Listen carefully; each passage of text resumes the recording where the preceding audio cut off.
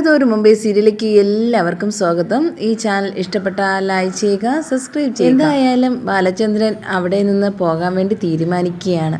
ഏത് കാര്യം അന്വേഷിക്കാൻ വേണ്ടിയാണെന്ന് പറഞ്ഞ് വീട്ടിൽ നിന്ന് എല്ലാവരും നിന്ന് പറഞ്ഞ് യാത്ര പറഞ്ഞ് ഇറങ്ങുകയും ചെയ്യുന്നുണ്ട്. പക്ഷേ അലീനയ്ക്ക് അറിയാം അത് അച്ഛനെ തേടിയുള്ള യാത്രയാണ്. എത്ര എവിടെയായിരുന്നാലും ദൂരെ ആയിരുന്നാലും നിങ്ങൾ എന്നെ സൂക്ഷിക്കണമെന്ന് പറയണമെന്ന് ആർക്കും തോന്നിയില്ലല്ലോ. എന്നെ തന്നെ ഞാൻ സൂക്ഷിക്കുമെന്ന് നിങ്ങൾക്ക് അറിയാമല്ലേ എന്നൊക്കെ മക്കളെടുത്ത് ചോദിക്കുന്നുണ്ട്. ഇത് കേട്ടിട്ട് അലീന പറയുക, എന്തായാലും ഇത് പോയതുപോലെ തന്നെ തിരിച്ച് വരണം കേട്ടോ എന്നൊക്കെ പറഞ്ഞ് യാത്ര അയക്കുകയും ചെയ്യുന്നുണ്ട്. അങ്ങനെ ആകാംക്ഷയുടെ നോക്കി നിൽക്കുകയും ചെയ്യുന്നുണ്ട് അലീന.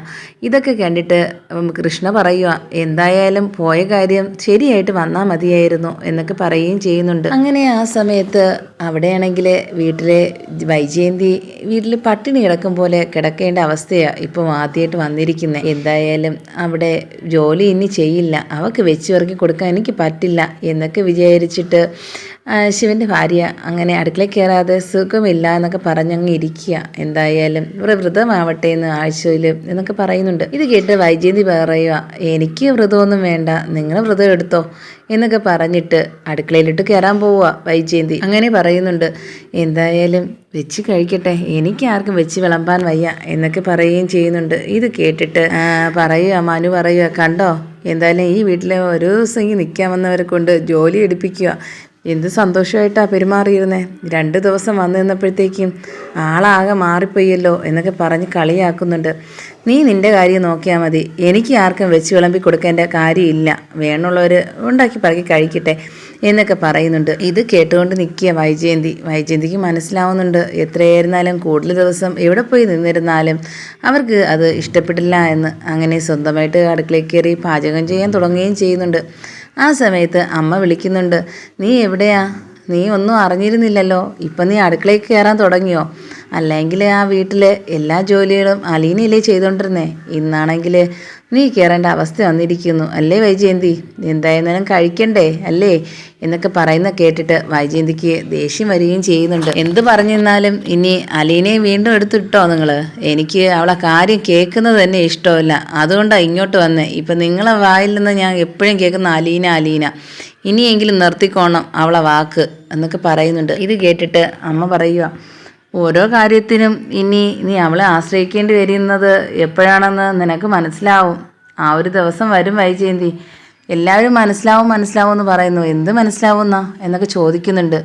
അത് ഞാനിപ്പം പറയുന്നില്ല, ഇനി അറിയേണ്ട നിമിഷങ്ങളൊക്കെ അടുത്ത് വന്നിട്ടുണ്ട് എന്നൊക്കെ പറയുന്നത് കേട്ടിട്ട് വൈജയന്തി പറയുക, ഈ വീട്ടിലുള്ളവരും അവരും എല്ലാവരും ഈ ഒരു വർത്തമാനം പറഞ്ഞിട്ട് നിർത്തും അവസാനം, എനിക്ക് മനസ്സിലാവില്ല അത് എന്താ കാര്യം, നിങ്ങൾ എന്നെ പറയുന്നുണ്ട്. അത് ഞാൻ പറയേണ്ട കാര്യമില്ല, അത് നിൻ്റെ അടുത്ത് പറയേണ്ട ആളെന്നെ പറയും, പക്ഷേ ചെയ്ത തെറ്റൊന്നും മറക്കാൻ പാടില്ലല്ലോ എന്നൊക്കെ ഓർപ്പിക്കുകയും ചെയ്യുന്നുണ്ട്. ഇതൊന്നും മനസ്സിലാവാത്ത രീതിയിൽ വൈജയന്തി വീണ്ടും ജോലിയിൽ തുടരുകയും ചെയ്യുന്നുണ്ട്. അങ്ങനെ കൃഷ്ണയും ബബിതയും പറയുക അലീനയെടുത്ത്, എന്തായാലും ചേച്ചി ഇനി ഇവിടുന്ന് പോകാൻ പാടില്ല, അച്ഛനാണെങ്കിൽ പോയിട്ട് വരട്ടെ, പോയിട്ട് വന്നിട്ട് നമുക്കിവിടെ അച്ഛൻ പോയ കാര്യം സന്തോഷമായിട്ട് കഴിഞ്ഞ് നല്ല രീതിയിൽ നടന്നു കഴിഞ്ഞാൽ നമുക്ക് ഇവിടുന്ന് ചേച്ചി വിടേണ്ട ആവശ്യമില്ല എന്നൊക്കെ പറയുന്നുണ്ട് കൃഷ്ണമോള്. ഇത് കേട്ടിട്ട് ബബിത പറയുക, അത് ശരി തന്നെയാണ്, ഞാൻ എങ്ങനെയാണോ കണ്ടു തുടങ്ങിയത് ചേച്ചി അതുപോലെ തന്നെയാണ് ഇന്ന് എനിക്കൊരു മാറ്റവും ഇല്ല, പക്ഷേ അച്ഛൻ്റെ മോളല്ല എന്ന് പറഞ്ഞപ്പോൾ എനിക്കൊരു സങ്കടം ഉണ്ടായിരുന്നു, എനിക്കിപ്പോൾ അതൊക്കെ മാറിയെന്ന് പറയുകയും ചെയ്യുന്നുണ്ട്.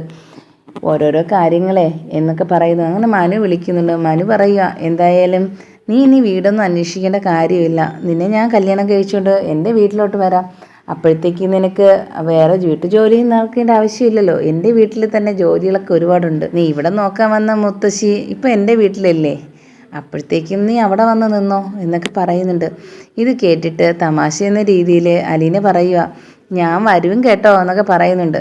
വന്നോ, ഞാൻ വിളിക്കുകയല്ലേ എന്നൊക്കെ പറയുന്നുണ്ട്.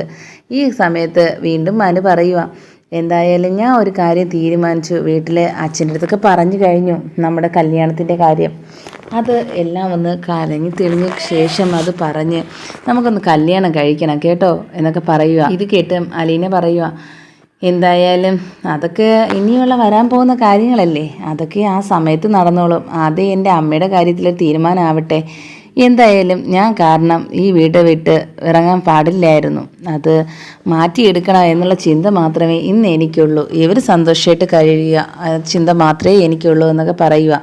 ഇത് കേട്ടിട്ട് മനു പറയുക, നിനക്ക് എല്ലാവരും സന്തോഷമായിട്ടിരിക്കുന്ന കാണാനല്ലേ അറിയാവുള്ളൂ, പക്ഷെ നിൻ്റെ സങ്കടം കാണാൻ വേണ്ടി ആരും ഇല്ലല്ലോ എന്ന് പറയുന്നുണ്ട്. ഇത് കേട്ടിട്ട് അലീന പറയുക, ഇപ്പോൾ എനിക്ക് 2 പേരുണ്ട് എൻ്റെ സങ്കടം കേൾക്കാൻ. ഒന്ന് മനുചേട്ടനും ഒന്നാണെങ്കിൽ ഇവിടുത്തെ അച്ഛനും. അതുകൊണ്ട് എനിക്ക് അതിൽ വിഷമമൊന്നുമില്ല കേട്ടോ എന്നൊക്കെ പറയുക. അങ്ങനെ ശിവനാണെങ്കിൽ ബാലചന്ദ്രനെ വിളിക്കുന്നുണ്ട്. എങ്ങോട്ടാ, എവിടെ പോകുന്നറിഞ്ഞല്ലോ എന്നൊക്കെ ചോദിക്കുക. അത് ഞാനാണെങ്കിൽ ഒരു യാത്ര പോകുന്നുണ്ട്, എവിടേക്കെന്നറിയില്ല, പക്ഷേ പോകുന്ന വഴിക്ക് ആരെങ്കിലും എനിക്ക് അറിയാവുള്ളവരെ അറിയാൻ വേണ്ടി ഞാൻ പോവുക. എന്നുവെച്ചാൽ കണ്ടുപിടിക്കണം എനിക്ക് ഒരാളെ, അതിനുവേണ്ടി ഞാൻ ഇറങ്ങി തിരിച്ചതാ. എന്നെ ഞാൻ മനസ്സിലാക്കുന്ന ആളായിരിക്കണം അയാൾ. പക്ഷേ അതറിയുന്നത് നിങ്ങൾ സങ്കടത്തോടെ ആയിരിക്കും അത് കേൾക്കുന്നത്. എനിക്ക് കേൾക്കാൻ വയ്യാത്തത് ശിവൻ ചേട്ടാ എന്നൊക്കെ പറയുന്നുണ്ട് ബാലചന്ദ്രൻ. ഇത് കേട്ടിട്ട് ശിവന് മനസ്സിലാവുന്നുണ്ട് ബാലചന്ദ്രൻ എങ്ങോട്ടേക്കാണ് പോയത്, ആരെ അന്വേഷിച്ചാൽ പോയെന്നുള്ള കാര്യം. അങ്ങനെ ഇത് കേട്ട ഉടനെ ശിവൻ ഫോൺ വെച്ചിട്ട് രാജീവിനേക്ക് വിളിക്കുന്നുണ്ട്. നിങ്ങൾ അറിഞ്ഞായിരുന്നോ, എല്ലാവരും തീരുമാനിച്ചുറപ്പിച്ച കാര്യമായിരുന്നു പണ്ട് വൈജയന്തിയുടെ. പക്ഷേ ഇന്നാണെങ്കിൽ വളരെ മാറ്റം സംഭവിച്ച് ഇന്ന് ഈ ഗതിയിൽ വരെ എത്തി നിൽക്കുക. അവളിന്ന് വീട്ടിൽ. എന്നാൽ ബാലചന്ദ്രനാണെങ്കിൽ ഇറങ്ങിയിരിക്കുക അച്ഛനെ കണ്ടുപിടിക്കാൻ അലീനയുടെ. പക്ഷേ എവിടെയാണെന്നൊന്നും അറിയില്ല. എന്നാൽ ഇനി തിരിച്ച് കണ്ടുപിടിച്ചിട്ടേ വരുള്ളൂ എന്ന് പറഞ്ഞിട്ടാണ് പോയിരിക്കുന്നത്. നമുക്ക് എന്താ ചെയ്യാൻ പറ്റുക എന്നൊക്കെ ചോദിക്കുന്നുണ്ട്. അഥവാ ഇനി തിരിച്ച് വന്നിരുന്നാലും വലിയ ഒരു വിഷമത്തിലാക്കുകയും ചെയ്യുന്നുണ്ട് നമ്മളെ വൈജയന്തിയെ ഈ കാരണം. അതുകൊണ്ട് നമുക്ക് എങ്ങനെയെങ്കിലും അത് നിർത്തിയാലേ പറ്റുള്ളൂ. എന്ത് വെച്ചാലും കണ്ടുപിടിച്ചിട്ട് ഇവിടെ വരാൻ പാടില്ല, അതാ എനിക്കുള്ള ഒരു തീരുമാനം എന്ന് പറയുന്നുണ്ട് ശിവൻ. ഇത് കേട്ടിട്ട് രാജീവ് പറയുക, എന്തായാലും ഏതുവരെ പോകുന്നു നോക്കാം, എന്തായാലും ഒരിക്കലും കണ്ടുപിടിക്കാൻ പോകുന്നില്ല, എവിടെയാണെന്നറിയാതെ എങ്ങോട്ട് പോകാനാ, പണ്ട് പറ്റിയൊരു അബദ്ധത്തിൻ്റെ പേരിൽ ഇനി ഇതൊക്കെ പറയേണ്ടേ, ചിന്തിക്കേണ്ട കാര്യങ്ങളുണ്ടോ? അത് ഒരിക്കലും മനസ്സിലാക്കാൻ പറ്റാത്തിടത്താണ് അയാളുള്ളത്. അതുകൊണ്ട് നമുക്ക് മനസ്സിലാക്കാം അതൊന്നും നടക്കാൻ പോണില്ല എന്ന്. പിന്നെ വൈജയന്തിയുടെ സത്യം പറയുന്ന ദിവസം അതാണ് അലീനയുടെ ജീവിതത്തിലെ ഏറ്റവും വലിയൊരു സന്തോഷ നിമിഷം. പക്ഷേ അത് വൈജയന്തിക്ക് ഉണ്ടാകുന്നത് ഒരു വലിയൊരു ദുഃഖത്തിലാഴ്ത്തുന്ന ഒരു സംഭവമായിരിക്കും. അതിനെ ആലോചിച്ച് എനിക്കിപ്പോഴും ഇരിക്കാൻ പറ്റുന്നില്ല എന്നൊക്കെ പറയുക. ഇത് കേട്ടിട്ട് രാജീവ് പറയുക, ഒന്നും കൊണ്ട് വിഷമിക്കേണ്ട, എല്ലാം നല്ല രീതിയിൽ നടക്കുമെന്ന് പറഞ്ഞിട്ട് ഫോൺ വയ്ക്കുകയും ചെയ്യുന്നുണ്ട്.